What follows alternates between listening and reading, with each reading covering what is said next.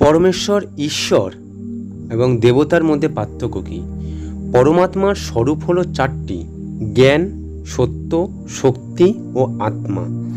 আর মহাকাল ও ভগবানের প্রকাশ রূপ হলো পাঁচটি: ভূমি, গগন, বায়ু, অগ্নি ও নীর।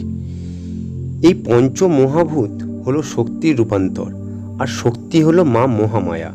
এই ব্রহ্ম শক্তি পুরো বিশ্ব ব্রহ্মাণ্ডকে নিয়ে একটি দেহ আকারে অবস্থান করছে, যাকে অশুদ্ধ বৃক্ষ বলা যায়। এই দেহতত্ত্বের সপ্তলোকের নবদ্বারের নবশক্তি ও ৩৩ ভাগে ৩৩ কোটি দেব ও দেবী অবস্থান করছে। ভিডিওটি ভালো লেগে থাকলে অবশ্যই লাইক, কমেন্টস এবং শেয়ার করুন।